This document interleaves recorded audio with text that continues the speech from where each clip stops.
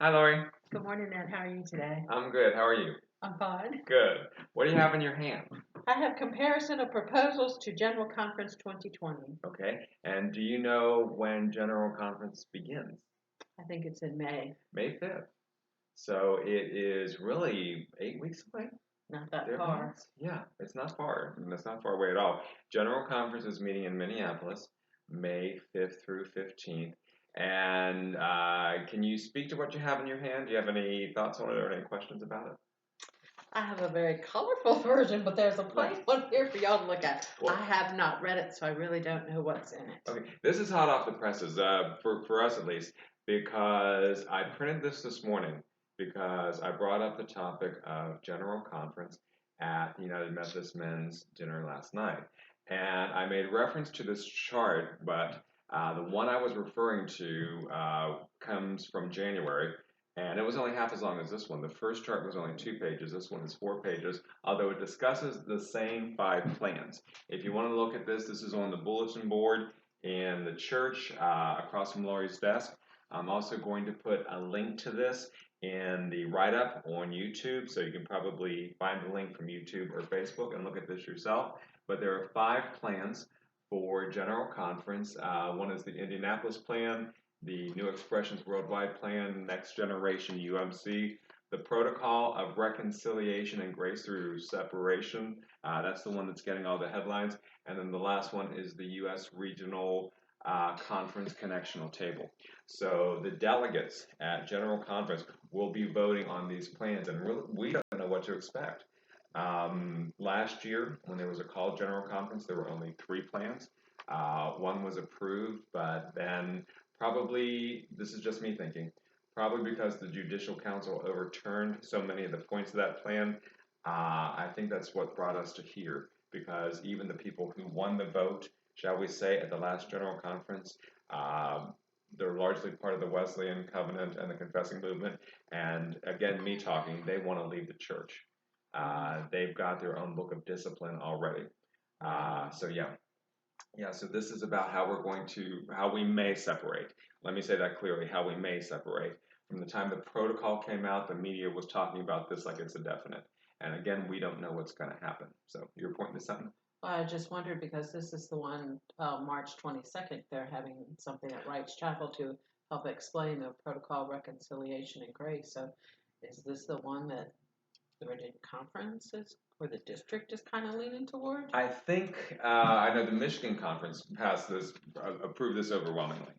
To say what people are leaning toward, I don't know. I'm not a delegate, so I don't know what it's going to be, but I'm glad you pointed that out because March 22nd, which we've got something else going on March 22nd, don't we? So after we've done that, after we've celebrated, what are we celebrating that day? We're celebrating my 20 years of being your secretary, and I have loved every minute of it. Every minute? Well, there have been a few. Just a few. Okay. Good.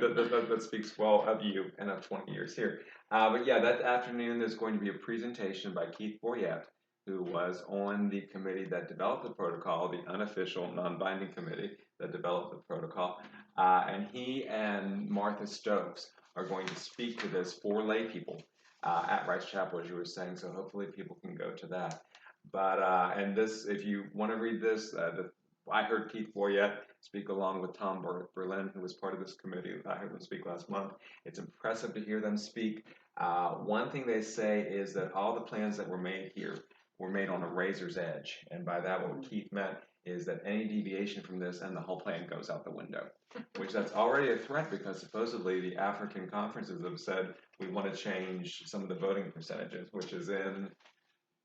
Okay, I can't find it now, but it's up here. The voting percentages about who will stay in the church and who will leave the church. And that's what we're talking about, folks. It's going to come to a point where we may well have to vote at some time. Is Trinity going to remain part of the United Methodist Church, or are individuals going to remain part of the United Methodist Church? If other denominations form, am I as a clergy person going to stay with the United Methodist Church or go elsewhere? So we have a lot of decisions about it.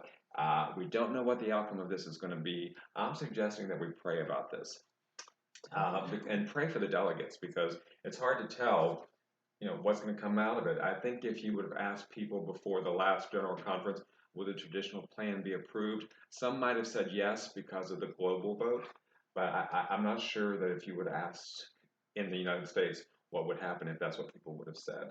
So the people that are going to have to vote on this, who are going to be in Minneapolis for 11 days over Mother's Day, we want to keep them in our prayers, and we want to keep ourselves in our prayers too. What are we going to do in the aftermath of General Conference? And we won't know what the options are until after General Conference. But please check this out. Look at it here. Look on the link. You can follow all these links to the actual legislation. But yeah, we need to get this on the table so people know what is before us. But please, please, please keep all of us in your prayers. Okay? All right. All right. So until the 22nd, but we'll do another video. We'll see you then. But that's something to look forward. That's something to look forward to. All This right. is something to pray about. That's something to look forward to. Thanks.